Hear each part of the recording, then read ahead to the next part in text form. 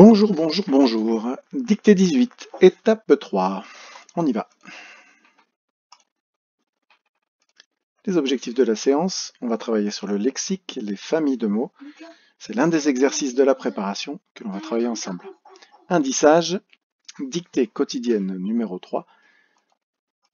Nous sommes dans la dictée préparée, dans la préparation de la dictée 18 cette semaine. La dictée quotidienne ou dictée flash vont nous faire travailler tout ce qui nous sera nécessaire pour la dictée préparée de la semaine. Prépare une ardoise ou de quoi noter sur le brouillon, puis le cahier du jour pour pouvoir écrire la dictée quotidienne. On commence ensemble. On complète notre grille de relecture du chameau.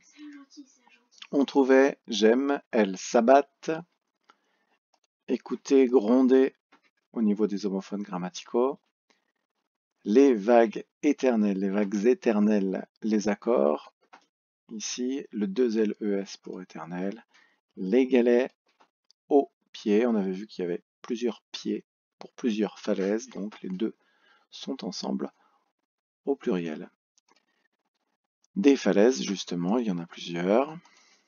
Quand et sur au niveau des mots invariables, et au niveau de l'orthographe, vague, s'abattre, et pied, avec le D à la fin, qui est très particulier. On pense à pédestre, piédestal, qui sont des mots qui peuvent nous faire penser à ce D. Alors justement, l'exercice que l'on va mettre en lumière, cette fois-ci, c'est l'exercice de vocabulaire ou de lexique, l'exercice numéro 2, cherche un nom de la famille des mots proposés. Justement, en étude de la langue, l'une des prochaines leçons que je vais vous donner à retravailler, à réviser, c'est la leçon qui traite des familles de mots. On peut regrouper en famille les mots qui ont un radical ou une racine identique, une teinture, teindre, une teinte. Donc un radical ou une racine, c'est une partie du mot qui vient souvent d'une langue ancienne et qui va nous permettre de faire le lien entre ces mots. Un radical de même origine, la mer et marin. Il y a des familles nombreuses, comme celle du mot terre, celle du mot terre par exemple, qui comprend un grand nombre d'éléments. Des noms communs, terrain, une terrasse, un enterrement, des adjectifs terrestre, terrien, et des verbes atterrir, déterrer, se terrer. Une fois qu'on s'est rappelé ce qu'étaient des familles de mots, on peut commencer notre exercice. On remarque que dans notre consigne, on cherche des noms. On cherche un nom de la famille des mots proposés. Donc même si on nous donne ici des verbes, on va chercher un nom de la même famille. Donc un nom, ça commence toujours par une ou un. Donc premiers petits indices que je peux vous donner, les voici.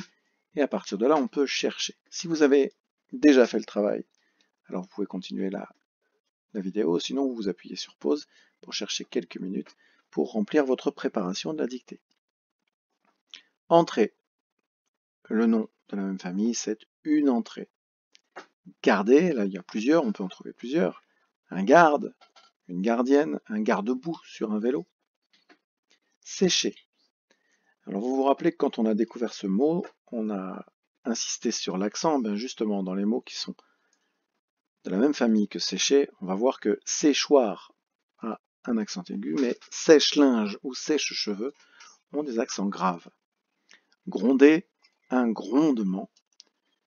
Voici en tout cas cet exercice 2 et comment il fallait travailler dessus. On passe à l'indissage, je vous rappelle les 12 mots, je vous les remets en haut.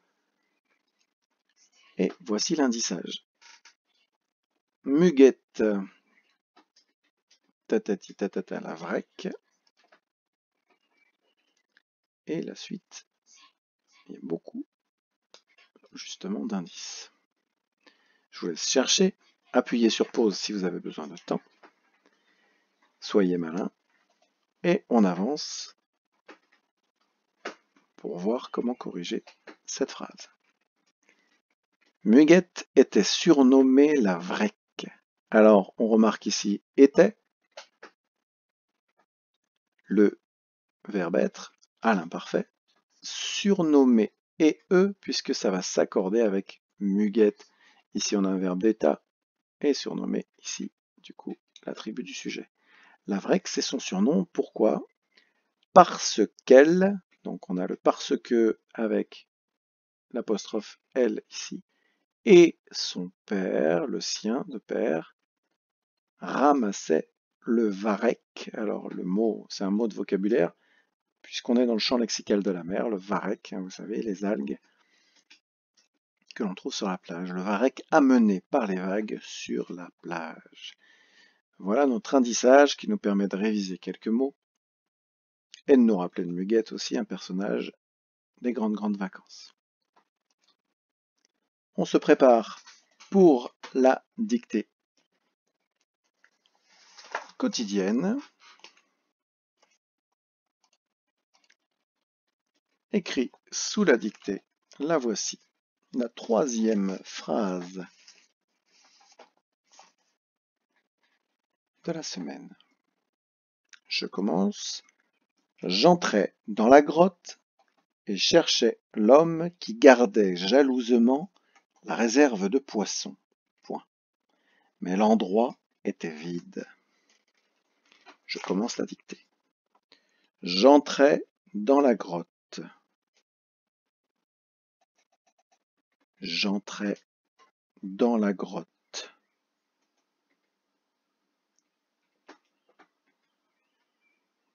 Et cherchais l'homme. Et cherchait l'homme.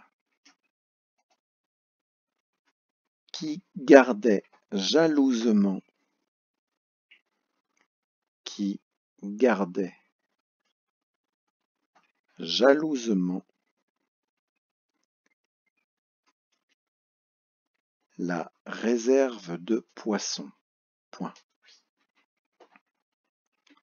La réserve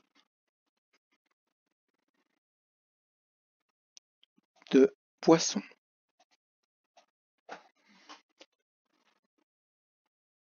Mais l'endroit, donc la réserve de poissons, point. Mais l'endroit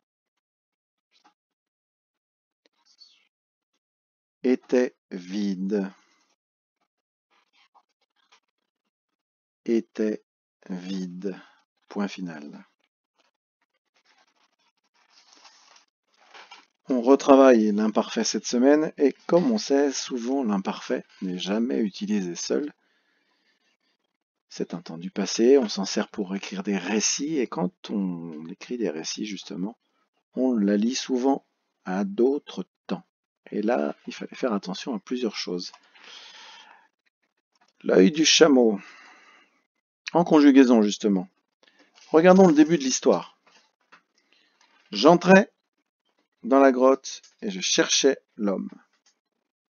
Ce sont deux actions qui vont être très courtes, qui vont venir couper quelque chose qui se passe depuis longtemps, puisque cet homme, il gardait la réserve de poissons depuis longtemps.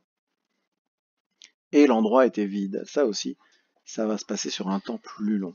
Donc on va avoir j'entrais et je cherchais qui sont au passé simple, et gardait et était qui sont à l'imparfait. C'était ça le piège, l'un des pièges les plus compliqués de cette dictée quotidienne.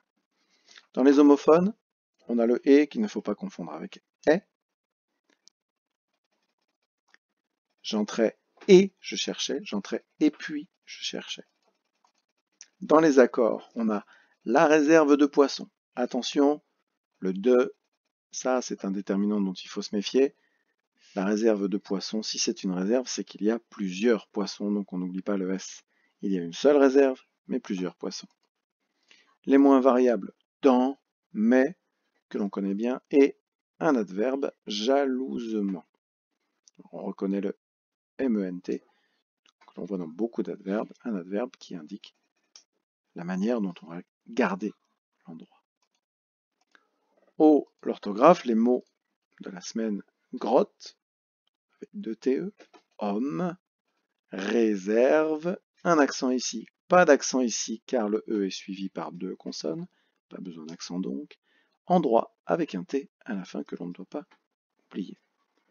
Là déjà, une fois que l'on a eu ce regard du chameau, on a corrigé à peu près toute la phrase. Je vous mets donc la correction qui s'affiche. J'entrais dans la grotte et cherchais l'homme qui gardait jalousement la réserve de poissons. Mais l'endroit était vide. À bientôt pour une nouvelle vidéo. Je vous laisse terminer votre correction, appuyez sur pause si besoin. Et je vous dis à très bientôt pour la suite.